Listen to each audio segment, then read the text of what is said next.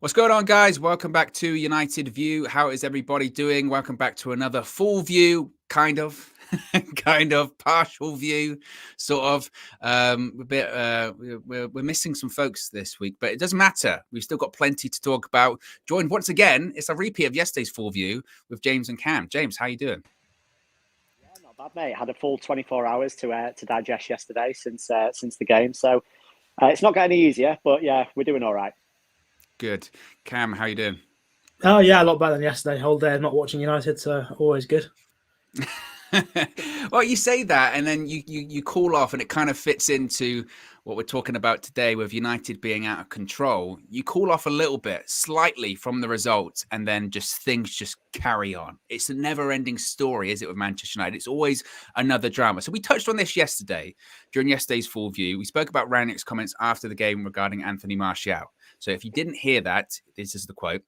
Rangnick said about Martial, of course, wasn't involved in the squad yesterday. We were meant to have, was it 9 substitutes? We only had 8.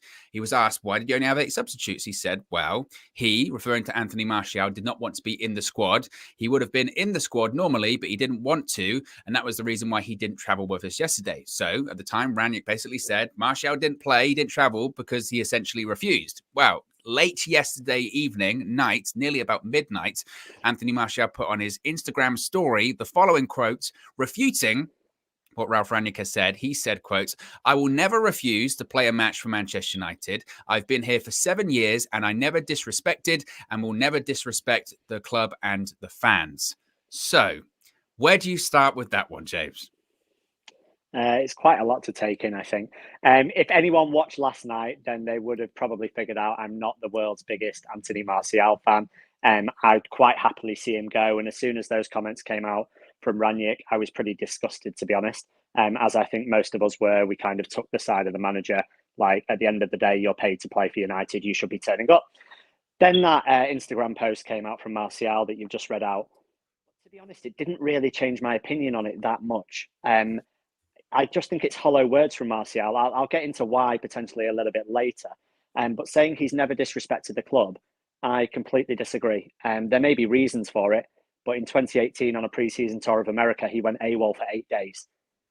He left the camp and he missed 8 days of training. Now, don't get me wrong, I think his 4th daughter was born and he was given 1 day off and then was asked to come back by Mourinho and he didn't. And apparently he contacted some close friends, but he wasn't in contact with the coach.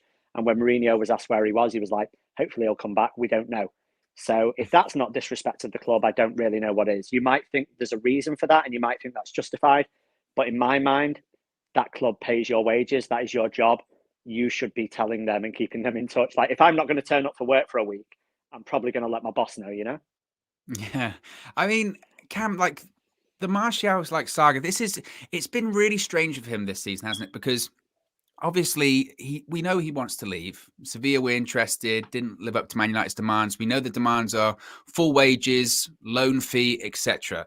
But we had a couple of weeks ago, what was it? He's out injured. And then I think his wife goes on Instagram and goes, no, he's not injured. He's fine. Then you've got Rangnick saying yesterday he refused to travel, and now you've got Martial wants to go and go on Instagram going, no, that's not the case. He absolutely, I always want to play for Manchester United. What do you make of this? First of all, the Martial drama, and I guess secondly, what do you just make of this just chaos? It's yet another drama at Manchester United. Oh, it's a circus at the minute, the whole club. I think I do want to see Martial's wife versus Ralph Rangnick in the car park at Carrington. I think that'll make for some good TV. Probably better than watching United on the pitch these days. But I think what's probably happened with the whole Martial thing is, I think back when Martial and his agent came out and said he's not going to play, he wants to leave and go somewhere else. I think from that moment on, that was probably where Ralph Rangnick started and said, okay, you're not coming in any matchday squads now, not happening at all. So I think maybe Martial hasn't explicitly said, I don't want to be in the squad for this game. Maybe it's just from that. From him saying he doesn't want to be at United, he wants to be somewhere else. And maybe after that, Rangnick's drawn a line in the sand saying, okay, fine, but I'm not going to play you in any game at all. You're not going to be in the squad. And maybe that would explain Martial putting it out on his Instagram because he's not specifically said he doesn't want to be in the squad for that game. But it would also explain leaving him out of the squad because Rangnick's maybe drawn a line saying, nope, if you don't want to be here, you're not playing. So I think maybe it is a bit of both. Maybe it's not as sort of clear-cut as it seems in terms of Martial. Well, straight after the game when Rangnick said that, we all thought Martial had said, no, for this game, I'm not playing. refuse. And that's how we interpreted it yesterday. We were saying, is that fair enough? Because he wants to leave and he's maybe getting priced out of a move by United. But I don't. Maybe it's not. Maybe it's not that. Maybe it's not as clear cut. I feel like there's always two sides to every story. Maybe it's somewhere in the middle, in the sense that he's made it known he wants to leave. Rangnick said, "Okay, fine, but no, you're not playing, not coming anywhere near the rest of the squad, not giving you the chance to infect everyone else with that sort of mentality." So if that has happened, then you can sort of see both sides. But as James said, it is time for Martial to go. And I think, as we said yesterday, it's time for the club to stop holding out for an extra few million of loan fee. Let him go somewhere where he wants to go, where he wants to play, and where he can actually increase his value when we do eventually sell him. Because realistically, if he plays well at wherever he goes on loan, that's an extra 5 or 10 million onto his transfer fee. That's more than any loan fee you're going to get, really. So you may as well let him go somewhere he wants to go and let him do the talking on the pitch. Yeah, the thing is with Martial, and we'll get into the super chat quickly first. It says from Lance, he says, Martial was late back into training in 2018 because his wife had some complications with the childbirth. He stated that in a tweet at the time. There you go. Two sides to every story. Nevertheless, when it comes to the Martial thing, look, Flex kind of touched on it earlier, and I agree with what he was saying in that I don't even know at this point if I care who's actually telling the truth, to be honest with you. I don't care whether it's Rangnick's right. I don't care if Martial's right. The truth, like you said, Cam, probably is in the middle somewhere. That's how life tends to work.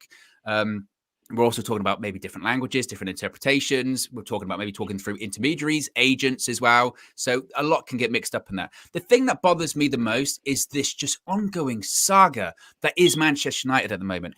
Every day, it's something else. Every minute, every hour, it's something else. You can't even just have to sit on a result that's disappointing.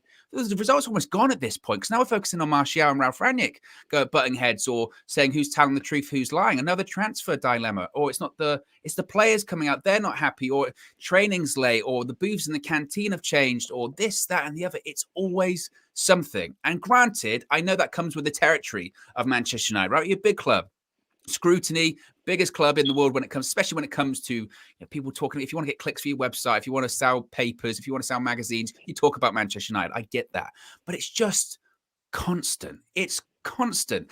And we were talking before we went live, me and James, and we were saying that I said, it doesn't happen at any other club. And he made a good point. He said, well, actually, it might happen at other clubs. We just don't hear about it because they keep it in-house. And that's just what Man United can't do at the moment. I said before, we've got more leaks than the Titanic. Every day it's a new story. And it's constant. And I'm just fed up with it. I'm just so fed up with it. And I'm fed up with the mess. We're laughing stock anyway. They're laughing at us because we can't score a corner. That's floating around on social media. And you're looking at it going, that's not even the worst thing. I wish that was the worst thing about Manchester United right now is that we can't score from corners. But it's not. And it's constant. And like, James, if you were at Man United or as outsiders looking in, how on earth do you resolve all of this? Because it's always something. How do you resolve these stories? How do you resolve this negativity around the club? Is it just a case of burn it all to the ground and start up again? If I had that answer, mate, I'd probably be worth a lot. I'd probably be worth a lot of money to the club. Unfortunately, like a lot of people on the internet, I don't pretend to have all the answers. I'm going to give a special shout out actually to Jay Daly, who sent me a message before. He said the writers of Coronation Street must be furious because they're now the second biggest drama in Manchester, which I thought was pretty funny because United is just drama after drama, mate.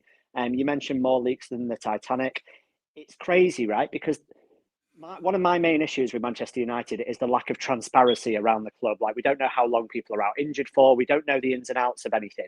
The way we tend to find out things about Manchester United is through leaks in the media or through people's personal Instagram posts. We don't really get much information in any other way. And I find that absolutely bizarre. I don't know how you solve it. Somehow I don't know whether it's leaks through like lack of respect or I don't know what's causing it. So if you don't know the cause, I don't know the solution, mate. And I'd love to be able to tell you one, but I don't have one. We're in a mess and I don't know how to get out of it. It would appear that also Ralph Rangnick also doesn't really know how to get out of it. Do you think it's a case, Cam, of Rangnick kind of, after being in for what now, 6 weeks, about 6 weeks or so, 6 or 7 weeks, realizing actually, you know what, this is far worse than I thought it was. I just thought it was a case of some players underperforming. I didn't realize actually it's far, far bigger and worse than that. I mean, we say it every week that it's bigger than he thought it was, and it's bigger every single week than it was the previous week, and it just keeps getting worse and worse. I think the staggering bit is the board have spent so far on these.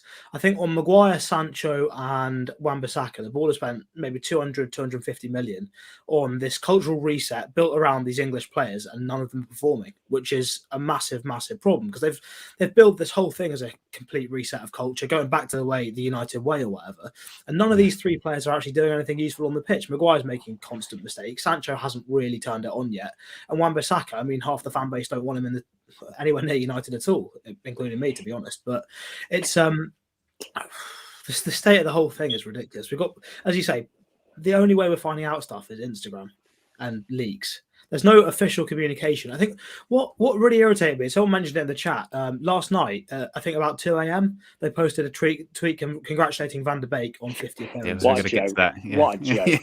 That is, I think at that point, just someone on the social media team's got to realise you're better off just not saying anything. It's just disrespectful, isn't it, at that point? I mean, it is, especially when you break it down. I mean, it's 50 appearances. I think the average is maybe 30 minutes ish, something like that. I think he's played like 24 games. If you put the minutes down like that, it's horrendous. I don't understand who on the social media team thought that was a good idea to post that, and then to hide it at 2 a.m. when they know the vast majority of people in the UK and around Europe will be asleep. It's disgraceful. Every day they come out with the same nonsense. It's on this day 5 years ago, Rooney scored, Rashford scored, Ibrahimovic scored, all this sort of stuff every single day, and they don't give us any communication about the bits that are actually important. What's going on in the club, the bits we want to hear, who's injured, how long they're injured for. Because the other week it was Pogba. We thought it was like a week or two away from coming back to fitness, and Rangnick comes out in a press conference, he's 5-6 weeks away still, and somehow that's got lost in translation massively because everyone assumed he was just a couple of days away, maybe the next game, maybe the game after that, and all of a sudden we find out he's not coming back till possibly March. The whole thing's a mess. I think every single part of the club, it's not even like the social side, the social media side, the press side, they're not doing a good job. They get more information out of leaks and Instagram. It's embarrassing. I don't know what's going on, but I think it's not even just a cultural reset of the players. You've got to sack the whole media team as well. I never thought I'd be thinking of that as one of the biggest problems, but it sort of is. And also as well, I think even the Ronaldo situation. I mean, Ronaldo did an interview midweek and was like, "Yeah, I'll probably play at the weekend. I feel okay. I think I'll be all right." And then it's like, no, he's not even in the squad. He's not even on the bench. And even that might just be a case of maybe something did flare up at the last minute. But even that, I agree, there isn't really any transparency, especially when it comes to the media side of things. If anything, whenever if it's a player or the manager does an interview, people go crazy because it's like, oh, they're actually talking. They're actually talking for once. And when they do, they tend to put their foot in their mouths anyway. A lot of the times, a bit like with when Pogba had that story with the Sun and he came out and was like, "Oh no, it's BS, it's fake news." We kind of jump on that because that wasn't from United. That's just from Paul Pogba coming out and saying it. And we just don't hear that from Manchester United. And again, it does, I agree with your point that it does it feeds into the circus, doesn't it? It feeds into people just not really knowing what's going on and all of it. But does it, again, going back to my original point, James, does it, again, imply that there is a bigger issue here? There's a systemic issue at Manchester United. Does it stem from, maybe we need to focus once again onto the board and the owners and all that kind of stuff, because they're the constant that's going on over the course of the last 10 years, right? Are they the biggest problem? Without a shadow of a doubt, mate. Since 2005, they've been the biggest problem at the football club. Yeah, every time we're on their backs about it, we're like magpies, they dangle a shiny new signing in front of us and we forget all about it. So it's like, oh, we've got negative news. Oh, we'll announce Ronaldo, we'll announce Sancho, we'll announce someone else. And we tend to redirect all our hatred of the Glazers and think, oh no, it's all right, they spent some money, it'll be okay in the future. The whole club is a mess, top to bottom. I've said on numerous fan cams and stuff with Flex that people that just think signing a DM is going to solve Manchester United's issues are absolutely crazy. It doesn't change the lack of infrastructure around the club. It doesn't change the fact that Old Trafford is 50, 100 years out of date. It doesn't change the fact that there's leaks in the dressing room. It doesn't change the fact that we've got players with attitude problems. It doesn't change the fact that players can't listen to instructions from managers. It doesn't change a lot of stuff. So thinking that this is a very easy problem to solve and there's not a systemic issue is a really, really naive view to take. And I wish the problems were smaller at Manchester United, but realistically, we're people say 2-3 years away from a title challenge. mate, we're so far away from where we need to be and where we were when I grew up. It's crazy. It really is. Imran, appreciate the contribution, says, it's so depressing. I've stopped watching. Wake me up when next season starts. I thought they were going to break into like a Green Day song halfway through that. Yeah, that's what I was thinking as well. Yeah, that's what I was thinking. I was thinking, man, it's going to... I tell you what, I'd appreciate a song instead of watching this shitty Man United at the moment. But yeah, Cam, going back to again, like that. So the Martial situation and I guess the sort of negativity here. Does it not just, again, raise that point of if we've got these players that are unhappy because they're not playing, why are we keeping them? I mean, yeah, there's so many players in that position. Lingard, Van der Beek, Martial, at the very least, if not some of the centre-backs as well. Diogo Dalot was irritated for a while. Tellez was annoyed last season because he wasn't playing. Matic isn't getting really enough games for what you'd expect him to. He sort of plays... You know what, actually? Matic is a really weird one because he'll go through maybe sort of 6-7 weeks where he doesn't play a game and you sort of forget he exists. And people may be like, come on, Matic has got to be better than one of McFred. And then he'll play two, and we're always saying he can't play like games every 3 days because he's too old. And then for a week or so, we'll overplay him massively to the point where he's too tired, can't run, and then we're like, oh, he's useless. Forget about him for another 6 weeks. Just the way every single player is used seems to be messed up. They're either overplayed or underplayed. There's no sort of in between. There's no proper rotation. There's no, again, it's recruitment because it's not like we've got one style of play and we can, if one player's not playing, we can put in someone else for to do the same job for the same role. It just doesn't work. You look at the well-run clubs like City. I mean, Liverpool don't really rotate as much, to be honest, as City do, but City can just take out any player, put anyone else in, and they'll do exactly the right job. But part of that, again, it comes from good recruitment, firstly, but also when they're good enough that they know that their plan A will work, they don't really have to change it. Whereas I suppose what you can say at United is we don't know that our plan A is going to work, so we've got to have other options. We've got to have players that can play a different way just in case we do need to change something. The problem then comes when we're on the pitch, we see it's not working, and no changes are made. So it's back to in-game management and substitutions, all that sort of stuff. So, yeah, the whole thing is it's a mess from top to bottom. I don't really know what else to say, really. And also, as well, I suppose when it comes to Liverpool, it's like they don't rotate as much, but they don't have as big of a squad, and that's what got them last year, right? Wasn't it? Exactly. Once they started losing some players, they struggled because they don't actually have all of those players in depth. But like you said, they know that those players are going to work for them. They're completely dialed into their system, their tactics. Whereas with us, we've almost got players for like 3 different tactics, just in case when it stops working in the game or stops working in the season, we'll just switch something else. We'll try and switch something else. Here's an interesting one from Ray Diaz, directed to you, Cam. Says, Cam, do you see better flow when we switch the play? And if so, why do you see they stop doing that after 30 mins? $5 super chat for a smoke detector battery as well. He's hearing some beeping in the background. Yeah, I think the smoke detector, I think, has just started going off or whatever. But yeah, I think in terms of switching the play, I think the first 20-25 yesterday, Greenwood was doing a really good job picking up the ball on the right, making a little bit of a run, then switching it out to the left. And to be honest, it does work in certain situations. I think when we are playing a little bit wider, when we're playing with the 4-2-3-1, the whole idea then is that because we've got wingers and fullbacks both really wide on each side, switching the play is the way to go. The whole point is we've got them wide on both sides, so we are sacrificing the middle of the pitch. Whereas when we're playing a bit narrower, when we're playing the 4-2-2, then switching isn't quite so effective because we get it out to a fullback on that opposite side, and their only option really is to turn and play back. They've got no one ahead of them, no one really making runs to link up, which I think also that again is partly just players not being fully used to what their responsibilities, what their roles are in the 4-2-2. Because I think sometimes, if whoever's playing wide 10 on the left side, if we've switched it over to that side, if they have gone inside to link up with playing more centrally, then it should be one of the strikers getting out to support the fullback. So I think there is a bit of that, and I think. Yeah, I do see some benefits when we switch the play. And it is that sort of thing is useful because the likes of Rashford, a good 1v1. If you switch it, get it out to him early, there is a good chance he can take on his player 1v1.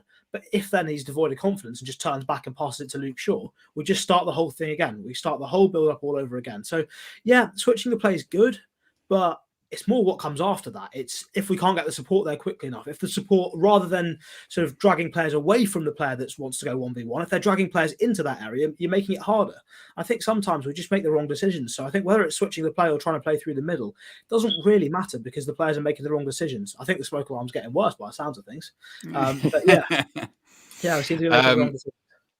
Super chat from OWEB TV says, can you imagine if Pogba was in the squad, how he would have been blamed for everything, and the abuse Martial got on social media is disgusting? Well, obviously, I think to your point, whenever situations and stories stuff like that, people always have to be respectful. Once you step over that line of, because again, and when it comes to the Martial situation, we don't actually know realistically what is the truth in the matter. Like we said earlier on, largely it's probably somewhere in between. It's probably something to do in the middle. Might have been something lost in translation, like Cam said earlier. It might have been a case of Ranić drew his line in the sand when Martial's agent said, "I'm going to leave Manchester United." We don't know the whole facts, so they do have to be respectful there. I agree. It's interesting though, James, because this literally just got reported about 5 or 10 minutes ago before we started going live. And it comes from Laurie Whitwell from The Athletic. So we're talking about signings. Could one signing make a difference? Probably not. Are we looking for a midfielder? Well, basically, don't get your hopes up because Laurie Whitwell said Manchester United view January as a difficult month to complete deals, and that sets the tone for negotiations. As things stand, there are no advanced talks with any new players to come into Manchester United. On top of that, sources say Ranić has expressed a wish for January and reinforcements, particularly in midfield. He would advocate for the pursuit of Amadou Haidara. Dennis Zakaria has not convinced club scouts of his long-term suitability. So basically, what we're getting there is don't get your hopes up for signing people, because unless something happens, it's just, don't get your hopes up. But two, which is kind of what came out after the game yesterday, that Ranić wants to sign people in January. He wants January reinforcements, but he's basically not getting backed. Is this the beginning of cracks starting to show already when it comes to Ranić being like, actually, I was promised something a little bit different and I'm not getting what I thought I was going to get? Potentially, I'm kind of split on this, so I'll go into a couple of different things. But when it comes to what Ranić was promised, a lot of stuff at the time came out. He was promised a role upstairs for 2 years or whatever. He was going to be here for 6 months. Then he'd have a role upstairs. We don't know what he was promised. We don't know whether he was promised signings. We don't know whether he was promised, the job full time if he gets top 4. We don't know if he was promised that it was going to be him who was able to make the choice for manager next, like who was going to come in and follow him. We don't know that. On the signing stuff, I'm split two ways. Part of me is upset that Ranić clearly wants a player, a midfielder, and isn't being backed, because we've seen that before. Like Mourinho wasn't backed when he wanted a centre back. Ironically, it was Maguire, and we got him later on. But he wasn't backed in the transfer market when he clearly saw a gaping hole in the team, and he wasn't backed. Then we went the other way and we backed Solskjaer with basically 400 million, and we didn't sign a DM when we spent 400 million. I've taken the line that I really want us to get rid of players before we sign any more players. And I get quite a lot of hate for that, because people are like, it's clear we need a player. We've got so many players. Like if you look at Liverpool, for example, you touched on it before, not only their coaching is streets ahead, but their transfer strategy is miles ahead. I got told a stat a couple of weeks ago, which absolutely shocked me. But since Ed Woodward was made executive vice chairman in 2013, how many players have we sold for £10 million or more in 8 years? How many people do you reckon, Owen? It's not many. I saw the same thing and I can't remember the number. I want to say it's like 3 or 5. It's like, well, if you carried on going up in odd numbers, you might get there. But it was 7, basically. Yeah, Dan James was the 7th, right? But when you think about how much we've spent in that time, that's crazy. And if you look at some of the players that went for less, your Van Persies, your Herreras, your Sanchez's, like all these people that went for less than that we should have got money for, even like Darmians and Youngs and people like that we probably could have got money for at some point. You can probably add Pogba to that list in the summer. It's just a crazy mismanagement, and the transfer strategy is so poor that I want to see us actually getting some money for players. Now, that's easier said than done, because we put them on crazy wages, and, Martial's on 200 grand a week. And when you try and send them out on loan, people don't want to pay £6 million for a loan for 4 or 5 months. They also don't want to pay 200 grand a week wages. So it's difficult to offload, but we're to blame for getting ourselves in this mess in the first place. And for someone that's an accountant in Ed Woodward by trade, to go and mess up your whole wage strategy by chucking 400 grand a week at a player just because you're getting them on a free, like, yes, the overall numbers make sense because you're not spending money directly on a transfer fee, so the overall value might be the same. But you've also got to realise the unrest you're causing in the dressing room, because all of a sudden David De Gea, who's won multiple player of the seasons, is going to be knocking on your door saying, well, I'm on less than 200 grand a week. This guy can't hit a barn door. He's on 400 grand a week. What's going on, Ed? Yeah, I agree. And I think that You look at the January transfer window, and United have always been like this. They've always been like this of the whole, like, we've got our, we only really look at the summer windows. If someone becomes available, then we might, like a Bruno Fernandes, that will kind of happen. But I would think at this point, even if you didn't want to, I don't know, even if you thought, we don't tend to usually go for the January transfer window, whatever, you would think that maybe it's just a case of just persist, just go out there, get something to the end of the season, right? Do something that might actually, I don't know, get top 4. I mean, we were saying earlier, Cam, if we get, say, Haidara, is that going to make the big difference? Is that going to get us top 4, or is it just a case of, actually, we'd be bringing an extra player in. We're not actually looking to get rid of many players. If anything, it might just make things worse. I mean, we've just had a January signing in Bruno that saved the season, so I don't see what the point of them coming out and saying there's no point in making January signings is. You've just seen that one has literally dragged you to top 4, got you into the Champions League, and been probably our best player since we signed him. I don't see why they're so averse to making January signings. But that said, especially in midfield, I think someone like Haidara or Zakaria, whoever you go for in that position, I really don't think they're the answer. I don't think it's going to, realistically with Zakaria, he's not that good of a passer to make that much difference. Yeah, he's good athletically. Yes, he can probably occasionally fill in at centre-back. So if we do let Eric Bailly go, yeah, that might help. But realistically, is he the answer? He's not a good enough midfield player to solve the problems we've got. And you can sign, to be honest, you could sign both of them and it wouldn't help us that much. I think there's, beyond deciding what midfield player we want, I think we've got to work out what the strategy is long term. Who do you want to come in the summer? Because if you sign Zakaria or you sign Haidara, you come in the summer and you get a manager who wants to play possession football, then they're useless to them. They're not going to help. Then you need a 6 that's more of an anchor, more of a Declan Rice type. So I think it's, as much as it's irritating that the board aren't backing Ralph Rangnick, I can sort of see why. Because until we know what sort of manager wants to come in the summer, and we can get maybe some agreement between them and Ralph in terms of what players would be useful for both, there's no point really signing a player that's just going to be another one you're paying a lot of wages to, you can't get rid of, and isn't going to play. Because as James said, you may as well. We're better off trimming the squad if we can, dealing with what we've got till the rest of the season, and then trying to work it under a new manager. Because if we're going for players for this 4-2-2 system, and come July, which might not even be there at the end of the season, by the way, because Ralph might not be there. Yeah, exactly. We're trying to build for the future for 6 months. That's just not how it works. It's not how anything works. You can't do that at any football club. Like, for the best example would be Man City again. It's frustrating, but they are a shining example of how to run a football club at the minute, and that's just the reality. They replace players 2 years before it's needed. If you think about Fernandinho, they bought Rodri in 2 years before before Fernandinho was going to retire. And that meant that Rodri, for the first season and a half, really, he was quite average. He wasn't actually that good. But it took him that long to learn the role, and whilst Fernandinho was still playing. And eventually, over time, Rodri's become really quite good now, and he's replaced him. They do that in every single position. They're obviously, apart from striker, where they've not really replaced Aguero. But as it turns out, that's been even better for them. They haven't needed to. So exactly. We cannot replace him. We cannot replace him. That's what Pep said last year, 3 years. Maybe he knew back then. He was just, you know what, we don't need strikers anymore. Don't need them in football. Not useful. And to be fair, that's another whole discussion. Do we need strikers in football anymore? Is that even necessary? Because if the rest of your players are that good at finishing, then do you really need someone who's a specific designated finisher? Another interesting point, but that's probably not as United related. But the point is, City replace their players in advance. They do a good job. And we're here planning, can we get someone in now that may not be useful in 3-4 months' time? That's where we're at.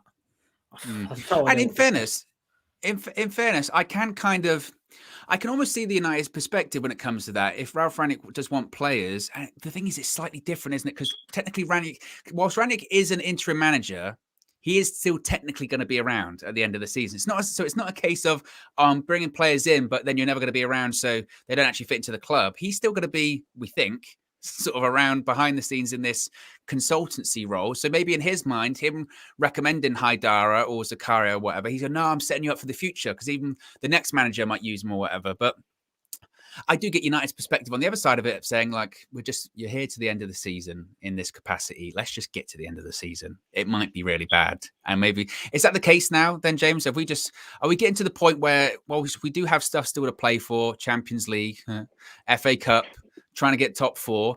Is it still a case of, actually, you know what? Maybe this season's just written off. We'll just start again in the summer. I think one of the fan cams outside the ground last night deflected. I think the title was, restart the season or scrap the season or something like that. It's a tough one. Like I agree with the fact that you might not necessarily want to back him because he's only here for a short period of time. Even if he thinks he's setting us up for the future, does he know who the next manager is going to be?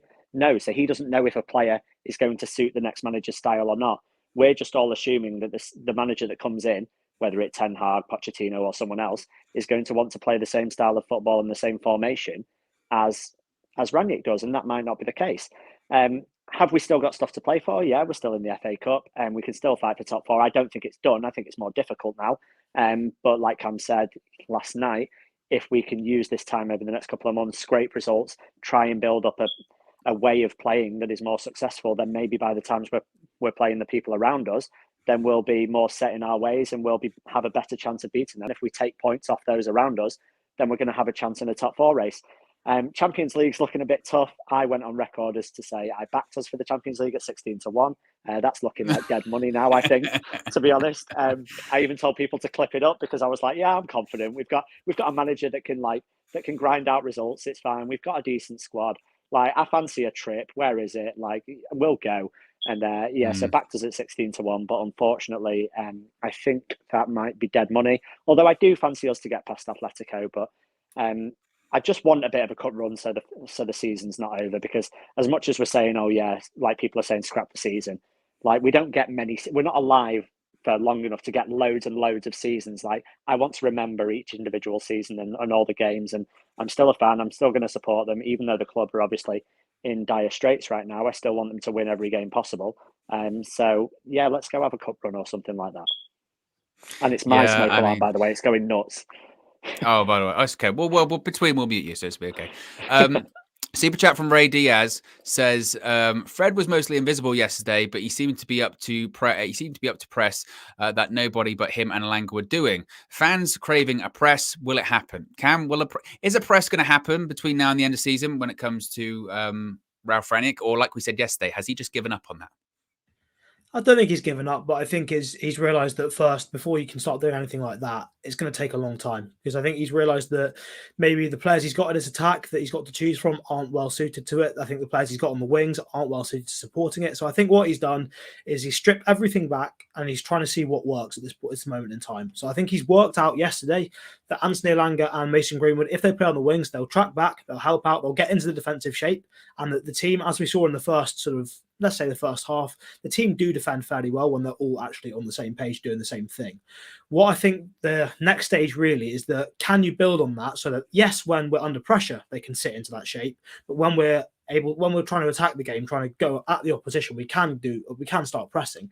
But I don't think it's going to be, I think it will be at the very least another month or 6 weeks before we get anywhere near what we need to see. Because the big thing that's got to change is the mentality of the players. Because at the moment, what we've got is players like Fred who constantly dive in.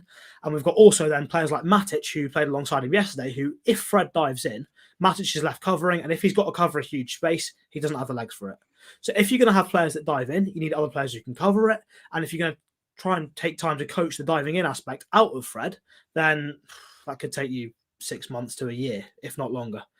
Maybe it's even impossible. Who knows?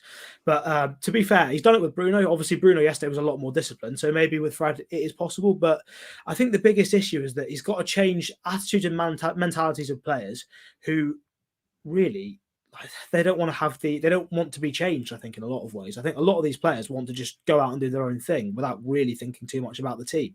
So I think it's, in that sense, it's not really about what he's telling them to do. It's more that he's got to change their attitudes from what they want to do normally.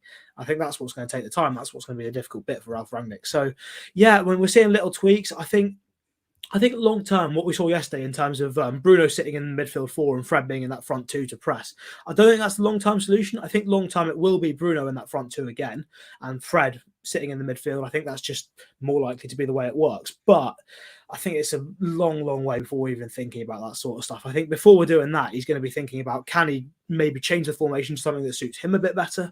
Because at the moment, we're realistically just playing a slightly better version of what Ole Gunnar Solskjaer was doing. Yeah, I mean, also as well, you're looking at a situation whereby essentially they've been told to play as individuals for like 3 years, and now immediately they're told play as a team, play collectively, and it's like, they're not sure, I don't think, how to do that, or like you said, they're almost fighting their instincts to be individuals. Super chat from Rafa says, in a way, stay with me. I can see Ralph Rangnick playing the different formation. He's kind of showing that any formation has the same problem midfielders. So maybe it's a case of no formation can work until we get the right players in. I want to talk about something slightly different. It's still talking about transfers, but Donny van de Beek, of course, we're talking about his Manchester United future, or maybe lack thereof earlier.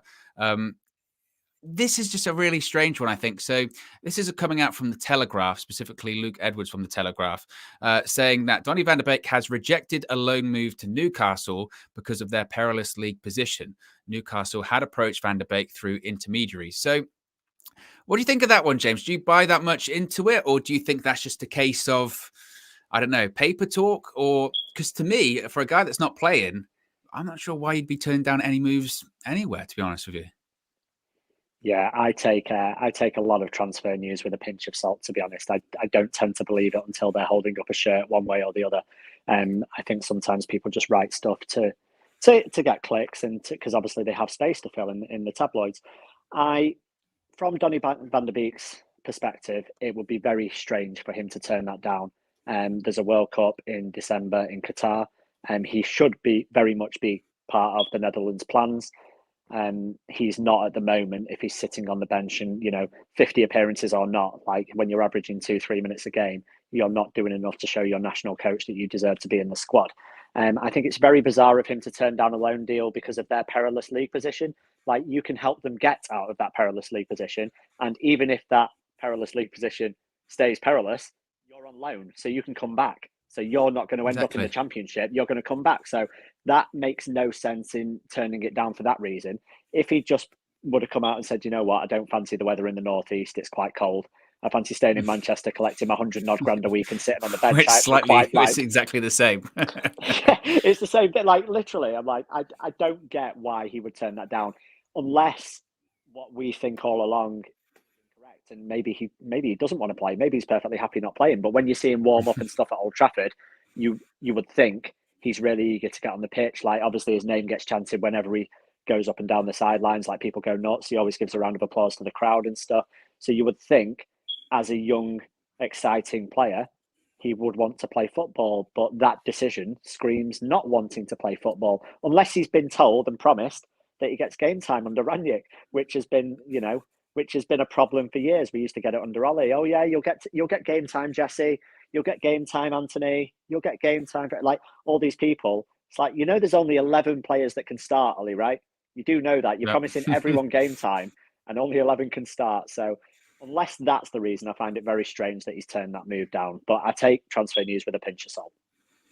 Yeah, I tend to agree with that one. I mean, I don't know what you think, Cam. It just seems odd that in any case, Donny van de Beek, especially a loan move, like you said, from his point of view, there's no danger there, is there? Oh, heaven forbid I'm going to play some games. Like, that's the worst thing that could happen to him, basically, is it? So what do you think about that one? Do you think it's a case of paper talk, and just in the van de Beek situation in general? You spoke about earlier on about the social media post. What do you think about the circus surrounding him right now? Because you spoke about the circus surrounding Martial. I mean, it's not as bad in terms of people coming out and denying things, but it's still a lot, isn't it, around van de Beek? I mean, for me, I think going on a loan move to a club that a little bit less under the microscope is one of the best things he could possibly do. And I think it's the same for Anthony Martial when he eventually does leave United. I think a big club like United, you're always going to be scrutinised for every single performance. Whereas if he's at a little bit of a lesser club, if Martial scores maybe, let's say, once every 4 or 5 games, he scores a ridiculously nice goal or scores a brace or whatever, he will get noticed for scoring those goals, and people will ignore the performances where he doesn't quite play so well. For someone like Donny van de Beek, who needs some regular game time under his belt, if he has a nice assist maybe 2 or 3 times between now and the end of the season, gets involved in a really nice string of passing play or whatever a few times, that clip will get shared so much that will be all over the internet, and people will not realise the games when he hasn't quite been so good, or and people won't see his limitations quite as much. So I think if he hasn't got some sort of guarantee of game time at United, surely he would have jumped on that. I don't see why he wouldn't, unless the only other option would be if his agent knows that he's going to have offers from better clubs or bigger clubs coming in the rest of the window. So that's also possible as well. But I think To be honest, I think if he had actually had an offer from Newcastle, I think he would have just said yes and gone. I'd be surprised if he has actually said no, then it must either be because he's been promised that he is actually going to play games, or that he's going to get a better move offer later in the window. So I think at United, though, I still can see him playing games. It sounds strange, but I think eventually Rangnick might look to play a diamond, and I think if he does that, Donny van de Beek has to be in that team because he's one of the few that can actually keep the fluidity in the passing play rather than just being sort of a look, McTominay and Fred aren't the greatest passers in the world. Donny van de Beek can keep it. He's not a sort of player that's going to win you a game by himself, but what he is going to do is help the other players around him to look better. He's a bit like Ilkay Gundogan in that sense. He's good in the box, helps the players around him to do better, keeps the passing play going, keeps things moving, and he'll give space to other players. I think you need that sort of player in any team if you're trying to play fluid football. So I think, and I'm really, really hoping that we do see a bit more of him for the rest of the season, and it must be the case for him to have turned that down from Newcastle if he has. Do you think he'll start on Wednesday against Brentford, Cam? I mean, it feels like if you're going to rotate, and because it's only 4 days between games, surely he'd start on Wednesday, right? Yeah, I think I don't see Matic playing. I think McTominay will come back into the team for Matic, and then maybe we see a return to the 4-2-2. We see Bruno and one of the wide attacking mid slots, or in the front two, and Donny van de Beek, whichever one Bruno isn't. Because I think at the moment the problem is if he's going to go for a 4-2-3-1, the only winger that's actually done enough in any recent games to start is probably Elanga. Sancho's been awful for a while. Rashford's been terrible. So unless he's going to play Van de Beek on the wing, which isn't really helping him, unless he's going to give Jesse Lingard a start, which I can't really see happening, then I think he'll have to go back to a 4-2-2, in which case then hopefully Donny van de Beek can actually get a start. Never know, but I mean, who knows? Yeah. Yeah, as Steffi Jenks says, be sure to smash a like on the like button, guys. Got nearly over 900 people watching, so be sure to smash a like on the like button. Be sure to subscribe, bottom right hand corner. I want to move on. We're talking about coaches, talking about Ralph Rangnick, talking about tactics. I want to talk about Mauricio Pochettino briefly. And I know I might be almost looking too far ahead. Talk about writing off the season, looking towards the next manager at the end of it. But this was an interesting story. And again, it came out right after the game. It's always interesting when these stories drop, isn't it? Like they're sitting on them, waiting for the right time. So this came from Mike McGrath from the Daily Telegraph, who said that Manchester United may have to move quickly to land Mauricio Pochettino this summer because he's already been sounded out by another major European club about his availability at the end of the season. So first of all, James, do you buy that Man United have to move quickly? Do you think that's maybe Pochettino's agent or someone else close to him trying to speed up the process? Do you even think Pochettino's the right man? Where do you sit on Poch and possibly him being our next manager? I think the second one of those options is probably most likely, that it was his agent potentially sounding out a move or trying to big up interest and get that deal done quickly. I like Pochettino. I'm a fan of him. I know a lot of people that I speak to tend to prefer the Ten Hag bandwagon rather than the Pochettino one. One of my best friends is a Southampton fan, and he raves about Pochettino and the job he did there. He sent me a long voice note, basically discussing everything he'd done for them and how he thinks he would fit in and work at United. He improves teams, which is a problem we've had for a while. Our coaching hasn't been on point, and you can see at Southampton he improved. He improved that Spurs team massively. You can talk about them losing finals and not having that winning mentality, but he improved them no end. Sounds familiar, doesn't it? It does. It does sound very familiar, although he's probably done it over a bit longer time than one of our previous managers. But the PSG team, like, people can say, oh, you know, they've not. He's not going to win the Champions League with them, but they played well against City, which not many teams have done well this season. They're going to run away with the French league. I think he's a good option. I really do. Did they have to move quickly to get him? I don't believe that other big clubs are in for him at the moment. I mean, who's going to be looking for a manager like desperately? I couldn't really name any. I don't know, maybe Juventus, maybe. I don't know if Allegri's going to go, but they're not doing particularly well, are they? I mean, I agree. I don't know if there's many big teams that would be looking for him. I'm not sure. Yeah, I just don't. Yeah, I mean, not off the top of my head. Normally, when I read a story like that, I would think, oh, you know, City are looking for a new manager. Bayern Munich are looking for a new manager. Real Madrid, that's always a big pull there, looking for a new manager. But I can't think of anyone off the top of my head. If you believe paper talk, Pochettino seems quite keen on the United job, especially I think it was the day after a big game in the Champions League, was the day after the City game, I think. And he basically came out and was touted and speaking about links with the job. So I think he wants the job, so that probably means we don't have to move as quickly for him. I think given the choice between United and another big club in Europe, I think he'd probably go for United, to be honest. I don't know how the whole Ranić and him thing would work, with Ranić being upstairs and Pochettino being the man on the sidelines. I don't know whether they play. I mean, from what I've seen, they don't play super similar styles. So, are any signings that Ranić would make in January, are they going to fit a Pochettino style of play? Depending on how he chooses to play, that's an interesting point. I'm sure Cam will probably know more about it than me. But yeah, I'm a Pochettino fan, so I wouldn't mind seeing him as the next manager of United. It's an interesting one, that, Cam. It kind of follows on what James was talking about there.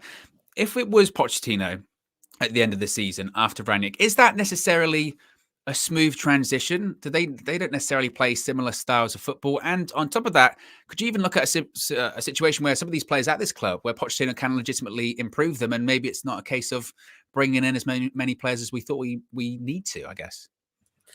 To be honest, I think in terms of between Pochettino and Ten Hag, I think we're a lot closer under Ranić to Pochettino's style of play. I think Ten Hag's style of play needs a lot more. You need a lot more players that are really, really good technically. And the only one, well, there's a few in our squad who are suited to that, but it's the likes of Donny van der Beek, Paul Pogba, even Bruno Fernandes would need a lot of restraining to get the best out of him for Erik Ten Hag. So I think, and to be honest, I think out of all the striker profiles in our squad, the one best suited to Erik Ten Hag is probably Anthony Martial, who's on his way out. So given that, I think we're a lot closer to Pochettino's style of play with the players we've got, because I think Pochettino's style of play does require a little more physicality from the players, a lot more aggression, a lot more just mobility as well. Whereas Ten Hag, the number one primary factor, a little bit like Pep Guardiola, you've got to be incredible technically. You've got to be really, really good technically before anything else. And we don't have the squad set up for that at all. So I think Pochettino, we're closer to him. Some of these players will play under him and will be very, very good. Think the likes of Rafael Varane. Obviously, he's not. I think he started really well his first 2 or 3 games, then got injured, and since then he's not really looked anything like his former self. But I think in time, they can be Pochettino players. I don't think we're that far off a squad that Mauricio Pochettino could work with. I think maybe 3 or 4 signings, if we get rid of some of the players that he won't want, I think we're not as far away from a good team as it looks now. I think a lot of times in football, when things are going well, it looks a lot better than it is, and when things aren't going well, it looks a lot worse than it is. I think in terms of on the pitch stuff, that definitely applies. I think at the moment, obviously, the off pitch stuff at United in terms of players coming out saying all this sort of stuff, all the leaks, all the Instagram posts, all that sort of stuff, that is probably as bad as it looks on the surface. But at the very least, on the pitch, I think things aren't quite as bad as we think.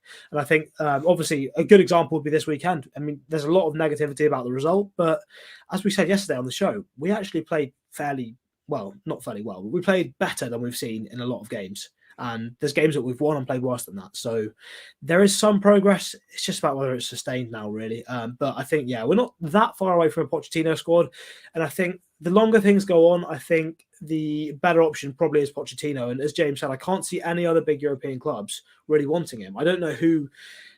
Again, you say Juventus. I don't know if he'd want to go there. I think, even if he's given those 2 offers, I think he would join United every day of the week. So, and I think in terms of whether Rangnick can work with him, I think definitely. I think Ralph Rangnick's an intelligent guy. He's able to visualize. Like, he knows enough about football to be able to see the way Pochettino wants to play and work out what profiles of players will suit that best and suggest them for recruitment. So I don't think there's any problems in that. The only problem I could possibly see being that. If they don't communicate well in advance, then we're going to struggle for any signings in January. But I think the most important thing is that the board and Ralph Rangnick get together, decide who's coming in the summer, make them the offer, sort it out, and then we can actually do something now. Because otherwise, you're just waiting till the summer for a cultural reset again, which isn't the first time we've had to do it. So it's just frustrating. Exactly. I mean, and also as well, to talk about those players. I mean, Bruno Fernandes, right before he went to United, it looked like he was going to go to Spurs at one point, who at the time, right, they were managed by Pochettino, I think. So certainly, I mean, he would be a player, right, that Pochettino could work with, I would think, 100%. Right? What do you think, Cam? Yeah, exactly. I think there's plenty of the squad that he would enjoy, and I think there's been talk as well in recent weeks of in terms of Pochettino's man management that might suit the likes of Marcus Rashford. So I suppose that's another aspect to it. I think ultimately we don't really know until we try it. I think the main attraction of Erik Ten Hag is that he's probably the only type of manager that we haven't tried in recent seasons. We've tried all the sorts of managers that are at the very top of their game. We've tried ones that have peaked already and on the way down. But Ten Hag, I think the difference with him is that he's one who is very much on the way up at the moment. So he's probably the only type in that sense that we haven't actually tried yet. So it's a bit like in the sense of Nagelsmann going to Bayern. He's on his way up. Can he make that next big step? So that's the gamble with Ten Hag. We don't know if he can or if he can't.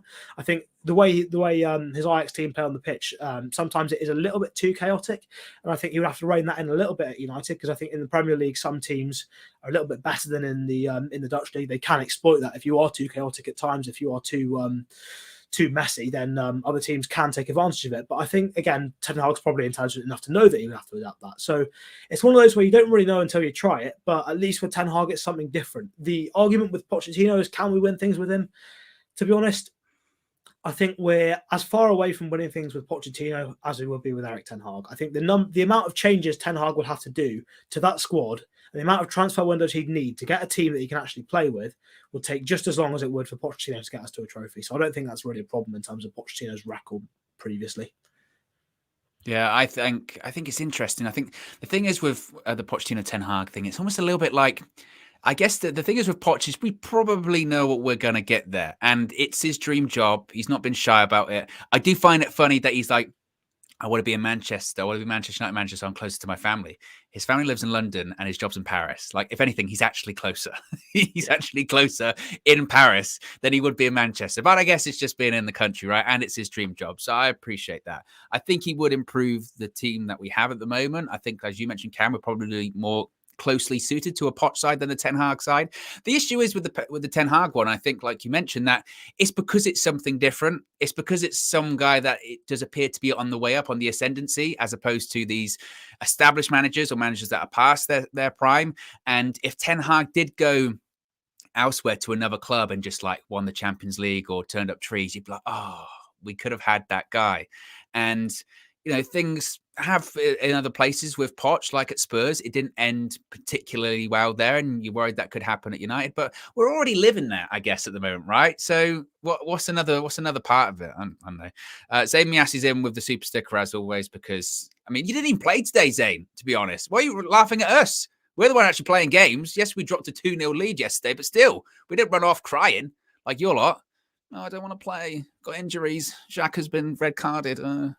Wait till the players come back. Come on, Zayn. You're better than that. Finally, let's finish off when it comes to, again, transfers, because it's transfer season, I suppose, so it's all going around. Laurie Whitwell, once again, in this report from The Athletic, has said that Jude Bellingham tops Manchester United's list for midfield, a midfield signing, of course, in the summer, with Declan Rice also ranking highly, and those deals could only happen in the summer. James, do you actually see any chance of Jude Bellingham or Declan Rice becoming a Manchester United player in the summer? Yes, but you'd have to throw a ridiculous amount of money at them. And also, it's probably depending on whether we get top four or not. I don't think any of them are coming to United if we don't get top four. So that's one part of it. And then, especially with the English tax on Rice, you're probably looking £100 million. I wouldn't be surprised to see that. And Bellingham, he obviously chose Dortmund. He's been absolutely tearing it up as a young player over there. It's going to be another Sancho scenario where we're paying a big price for someone like that. I could see either of them coming. Are they going to solve all our problems? As I've said before, no, I think our problems are way bigger than just on the pitch, but there's no doubt that they'd improve us.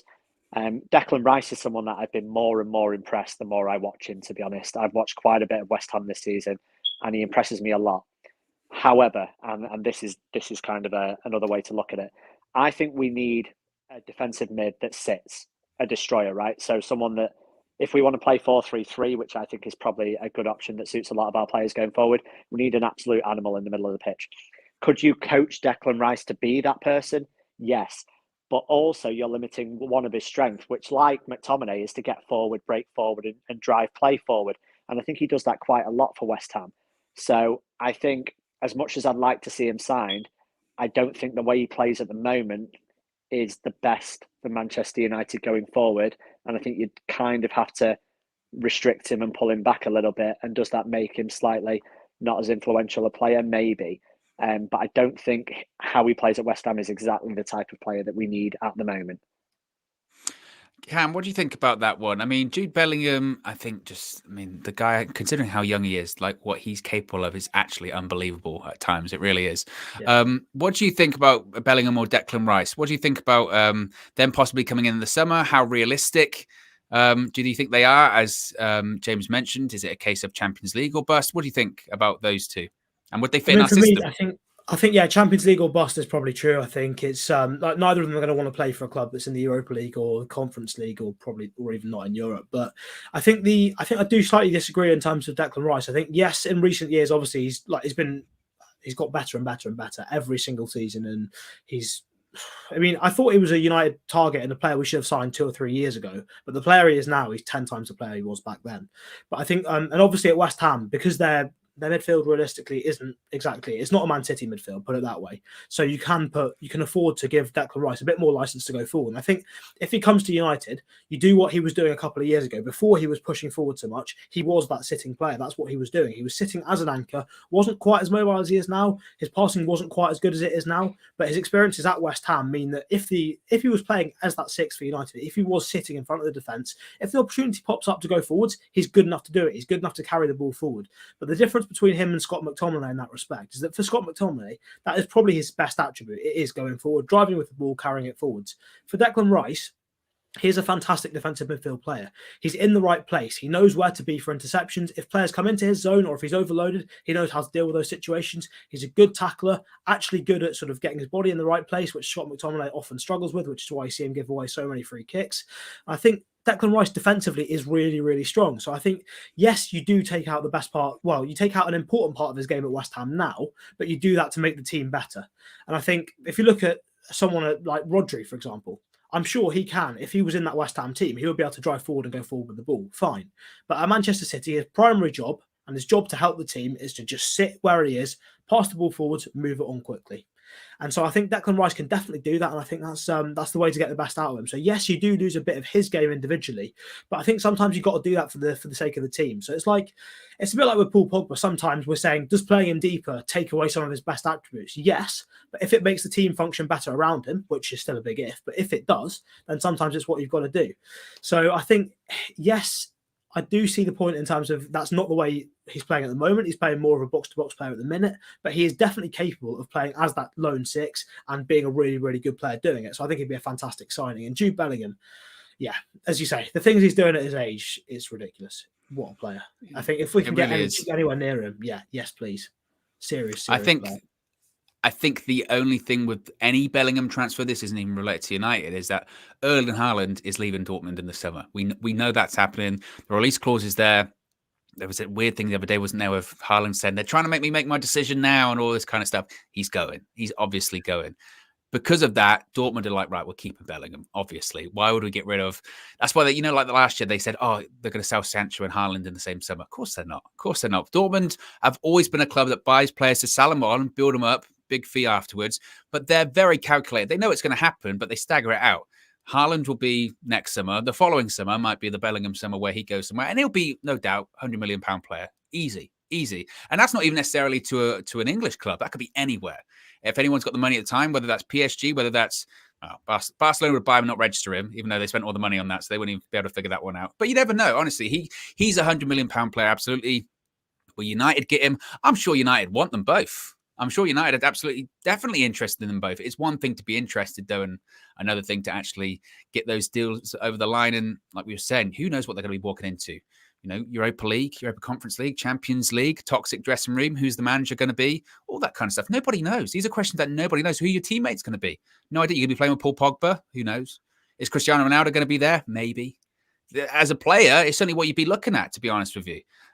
Super chat from Red Baron says, just a reminder to everyone, even though our club is Drama FC at the moment, just know it's only football. Don't let your mental health suffer through football. Absolutely. At the end of the day, it's only football. And, we're all one big community. We all have different opinions. It's about being respectful of those opinions, having an open dialogue. And at the end of the day, whilst it's not going great at Manchester United at the moment, you can have conversations like this and enjoy yourself. That's the most important thing, isn't it, guys? That's the most important thing. Anyway, guys, look, we're going to wrap it up there.